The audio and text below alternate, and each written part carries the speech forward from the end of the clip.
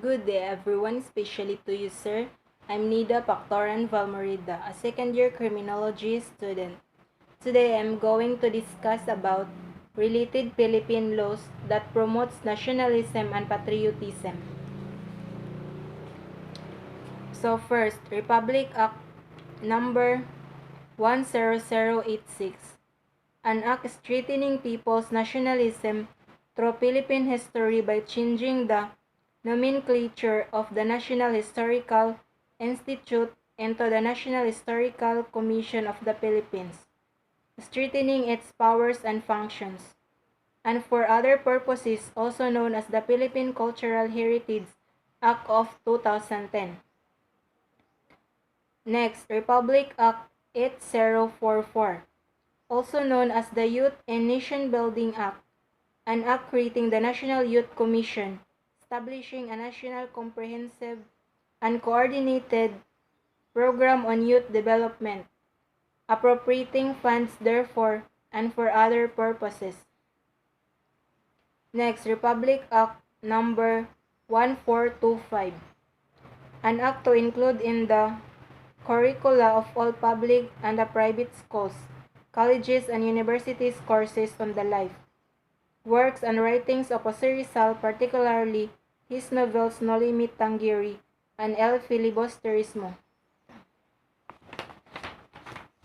authorizing the printing and distribution thereof and for other purposes. Next, the 1987 Constitution.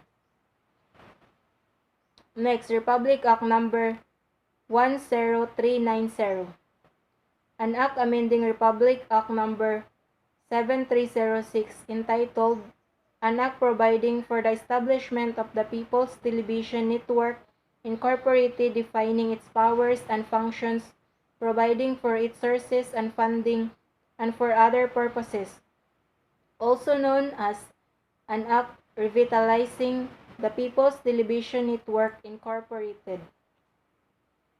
Next, Republic Act number 9512, approved last December 12, 2008, also known as an act to promote environmental awareness through environmental education and for other purposes, or the National Environmental Awareness and Education Act of 2008. It is an act to promote environmental awareness through environmental education and covers the integration of EE in the school curricula at all levels. B. It public or private, including daycare, preschool, non-formal, technical, vocational, indigenous learning, and out-of-school youth courses or programs. Section 6 of the Act says that the DepEd, CHID, TISDA, DENR, DOST, and other relevant agencies, in consultation with experts on the environment and the academy, shall lead in the implementation of public education and awareness programs on environmental protection and conservation through collaborative interagency and multi-sectoral effort of all levels. It also declares November as the Environmental Awareness Month in the Philippines. Next, let's proceed gender and development. Philippine Commission on Women defined gender and development as the development perspective and process that is participatory and empowering, equitable, sustainable, free from violence, respectful of human rights, supportive and self-determination and actualization of human potentials. Gender and development, GED, approach focuses on the socially constructed basis of differences between men and women and emphasizes the need to challenge existing gender roles and relations.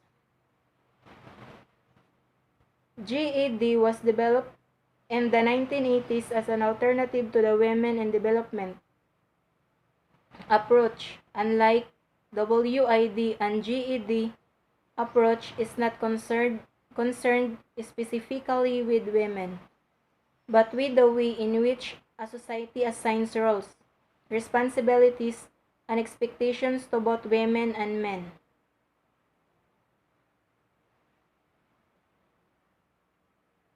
GED applies gender analysis to uncover the ways in which men and women work together, presenting results in neutral terms of economics rather than efficiency.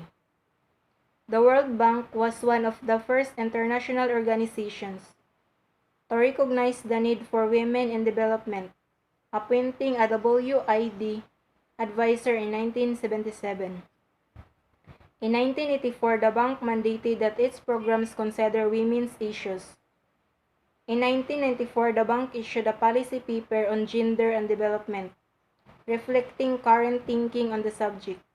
This policy aims to address policy and institutional constraints that maintain disparities between the genders and thus limit the effectiveness of development programs. Gender and development is concerned with women and her specific roles, responsibilities, and expectations in the society. It also analyzes the nature of women's contribution within the context of work done both inside and outside the household and reflects the private or public dichotomy that undervalues the work done by women in the home. Gender and Development Program. GED focuses on the principle that development is for all. Everyone in society, female or male, has the right to equal opportunities to achieve a full and satisfying life. It does not define the following: not a war of the sexes, not anti-male. Both women and men are victims, although women more than men. Both have a stake in the struggle for gender equality. Next, gender and development related laws and assurances in the Philippines. Philippine Plan for Gender and Development, 1995 to 2025. National plan that provides a pursues full equality and development for men and women. Approved and adopted by former President Fidel V. Ramos as Executive Number 273 on September 8, 1995.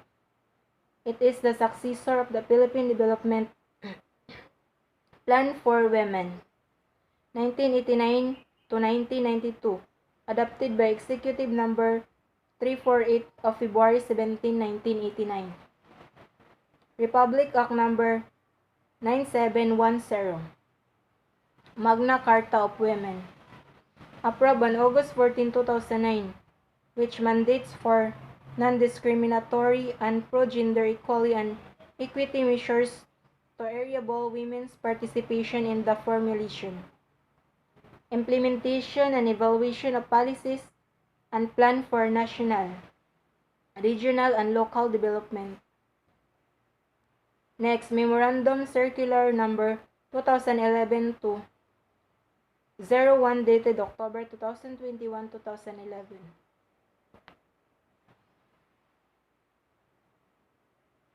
Addressing to all government departments, including their attached agencies, offices, bureaus, state universities and colleges, government-owned and controlled corporations, and all other government instrumentalities as their guidelines and procedures for the establishment, strengthening, and institutionalization of the gender and development focal point system. Next, Republic Act 7877, Anti-Sexual Harassment Act of 1995. It is an act declaring sexual harassment unlawful in the employment, education, or training environment, and for other purposes, was approved on February 14, 1995, and became effective on March 5, 1995. Republic Act 9262, Anti-Violence Against Women and Their Children Act of 2004. It protects the family and its members, particularly women and children, from violence and threats to their personal safety and security. Next, Republic Act 7192, Women in Development and Nation Building Act. The Act provides guidance and measures that will mobilize and enhance participation of women in the development process in ways equal to that of men.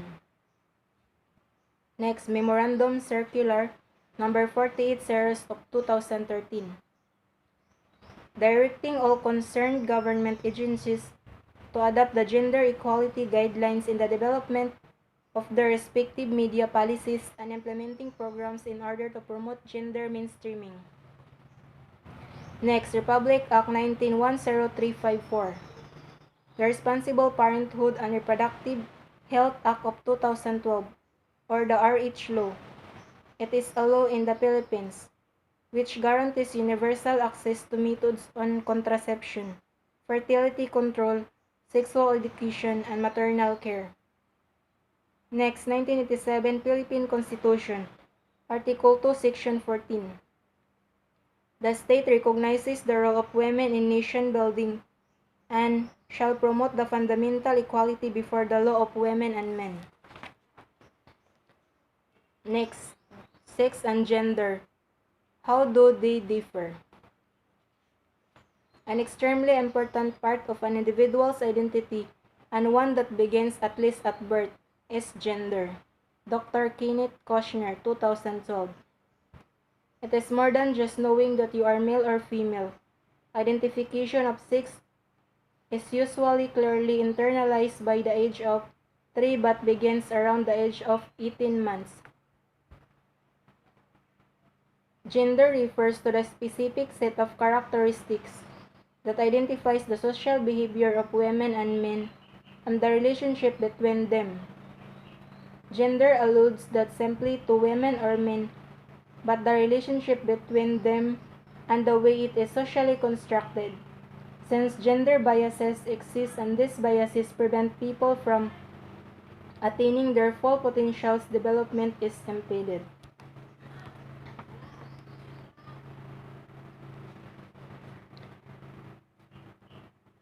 Gender identity or gender role includes knowledge of a large set of roles and expectations for what boys and girls should wear, how they should speak and act, and their place in the overall structure of the society. It can be affected by, first, race. Each of the major decisions of humankind having distinct physical characteristics. Second, ethnicity. The fact or state belonging to a social group that has a common national or cultural tradition. Third, social class. A division of a society based on social and economic status, upper class, new money, middle class, working poor, and poverty level. Fourth, religion. A particular system of faith and worship. Fifth, geographical region. A demarcated area of the earth. Next, common myths about gender. First, if a father does the household work, he is considered as under the saya. Second, men are better leaders and administrators than women.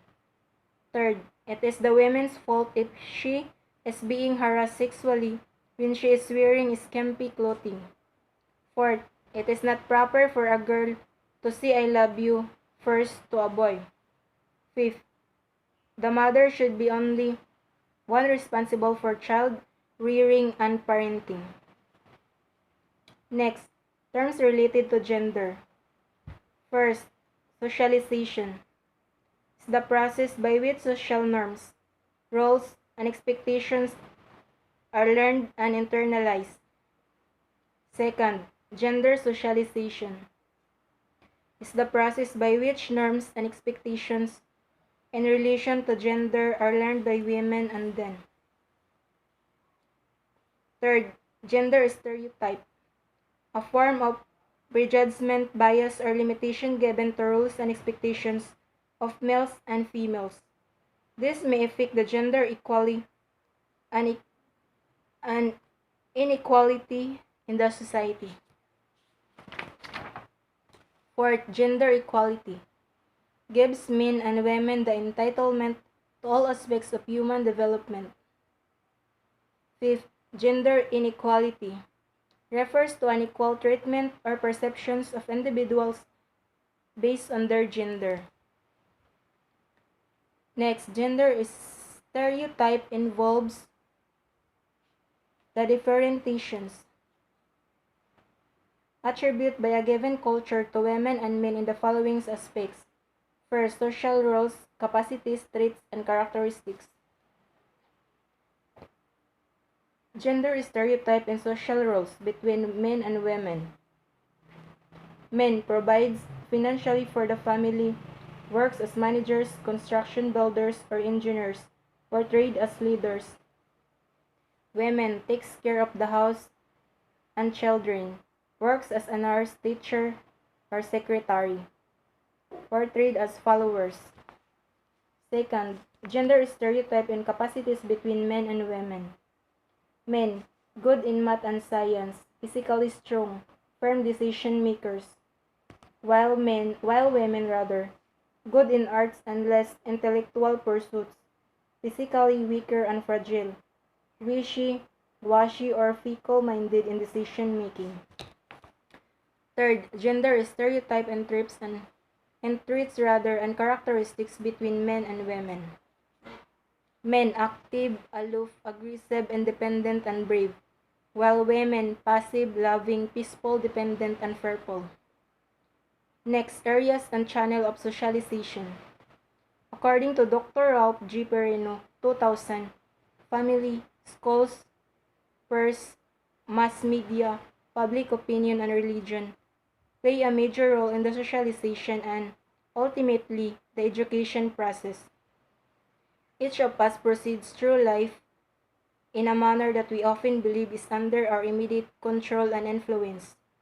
It seems logical and that actions we take and the impact of those actions is based upon a series of logical, rational decisions selected and filtered by choice, not chance. Although this seems a reasonable manner in which to assess one's lot in life, it is far from reality, particularly in the area of education.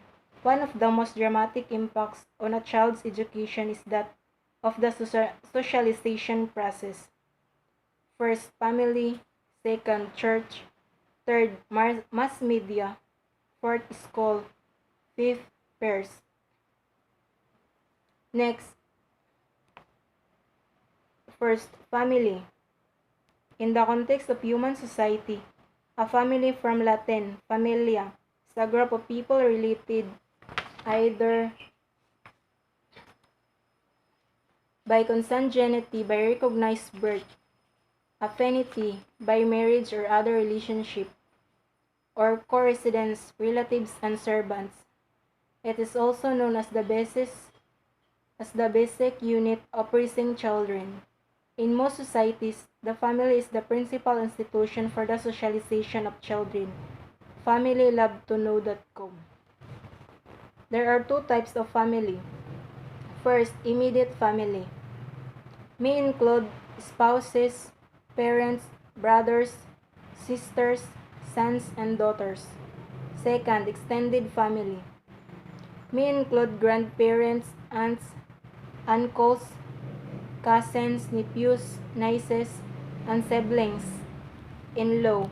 Sometimes they are also considered members of the immediate family, depending on an individual's specific relationship with them. Next, general classifications of family structures. First, matrifocal family.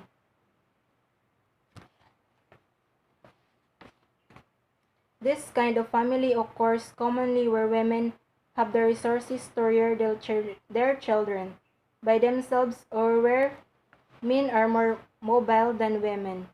Opposite are patrifocal family. Second, patriarchal patriarchal family is a family in which the father is considered head of household. This is true regardless of which parent is a primary breadwinner in a household with a working norm and stay-at-home dad, also known as father-centered family or father-dominated family, opposite or matriarchal family. Third, conjugal family or nuclear family or single family. A traditional form of family that includes only the husband, the wife, and unmarried children who are not of age. Fourth, a vernacular family. Family composed of a grandparent, a brother, his sister, and her children. Fifth, childless family is sometimes the forgotten family as it does not meet the traditional standards set by society. Childless families consist of a husband and wife living and working together. Many childless families take on the responsibility of its ownership or have extensive contact with their nieces and nephews as a substitute for having their own children. 6. Extended family.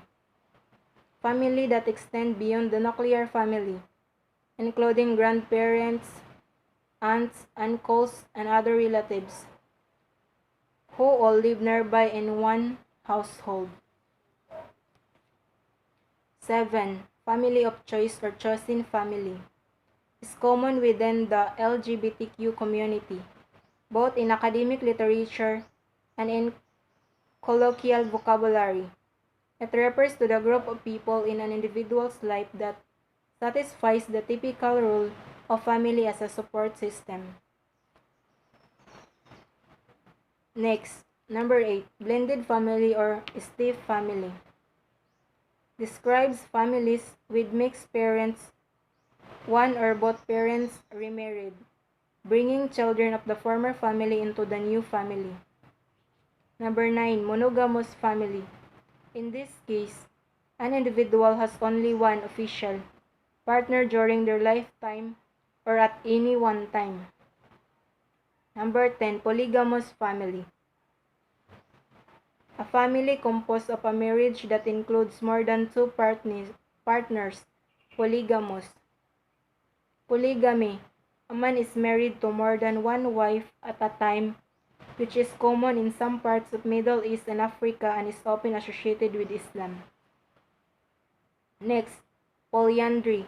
When a woman is married to more than one husband at a time, traditionally practiced in areas of the Himalayan mountains, among Tibetans in Nepal, in parts of China and in parts of northern India. Next, fraternal polyandry, where two or more brothers are married to the same wife.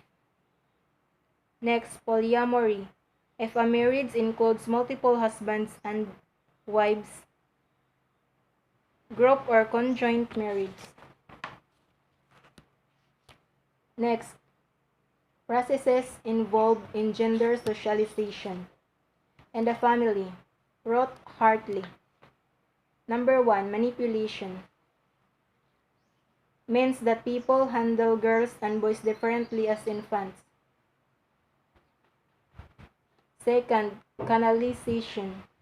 Means that people direct children's attention to gender-appropriate objects. Third, verbal appellation. Telling children what they are and what is expected of them. Fourth, activity exposure. Familiarizing children to their gender-appropriate tasks. Next, church or religion. It is a collection of cultural systems, belief systems, and worldviews that relate humanity to spirituality and moral values. The practice of a religion may also include rituals, sermons, commemoration, or veneration of a deity, gods or goddesses, sacrifices, festivals, feast, trans, initiations, funerary services, matrimonial services, meditation, prayer, music, art, dance, public service, or other aspects of human culture. Gender roles in Christianity vary considerably today as they have during the last 2 millennia. This is especially true regards to marriage and ministry. Ethics and religion. Regular attendance at religious services is linked to healthy, stable family life, strong marriages, and well-behaved children. Next, religious worship also leads to a reduction in the incidence of domestic abuse, crime, substance abuse, and addiction. Next, in addition, religious practice can increase physical and mental health, longevity, and education attainment. Let's proceed. The mass media. These are diversified media technologies that are intended to reach a large audience by mass communication. It has an immense impact on young minds with the advent of the internet. Television now has a partner in the role of visual stimulant of young minds. The culture portrayed by the mass media emphasizes glamour, sexual satisfaction, and promiscuity, comedic vulgarity, violence, and immediate gratification of needs. The organizations that control these technologies, such as television stations or publishing companies, are also known as the mass media. Next, effects of mass media in socialization. Media sexualization of young female celebrities. Video games that promote violence and negative stereotypes. Music lyrics and music videos that promote negative stereotypes and violence. Sex stereotypes in kids' TV programs.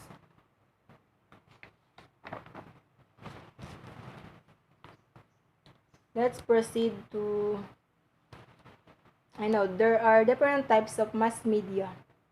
There are 5. First, broadcast media. Second, print media. Third, outdoor media. Fourth, public speaking and event organizing. Fifth, digital media. Next, let's proceed to school.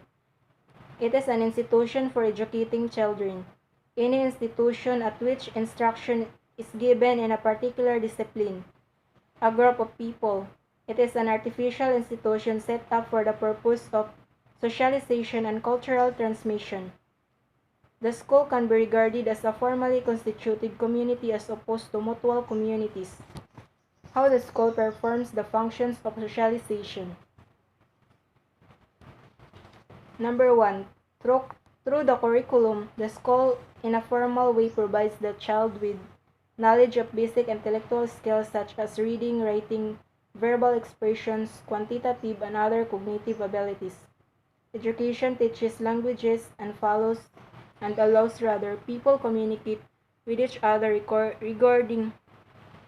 according to positions in society.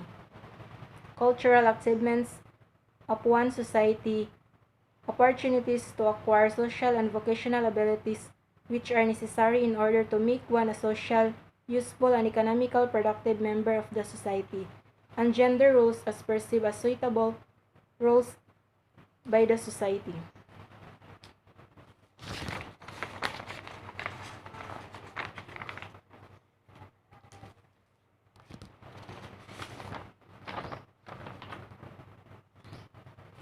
Next, peer groups. These are both social group and primary group of people who have similar interests, homophily, age, background, or social status. The members of this group are likely to influence the person's beliefs and behavior. Peer groups contain hierarchies and distinct patterns of behavior. Positive effects of peer groups. First, serve as a source of information. Second, teach gender roles. Third, serve as practicing venue to adulthood. Fourth, teach unity and collective behavior in life. Fifth, identity information. For a developmental process where a person acquires a sense of self.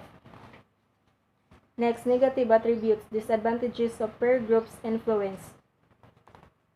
Peer pressure, often used to describe instances where an individual feels directly pressured into changing his or her behavior to match that of his or her peers. Taking up smoking and underage drinking are two of the best known examples. Future problems, risk behaviors, aggression, and pro-social behavior, sexual promiscuity. That's all. Thank you.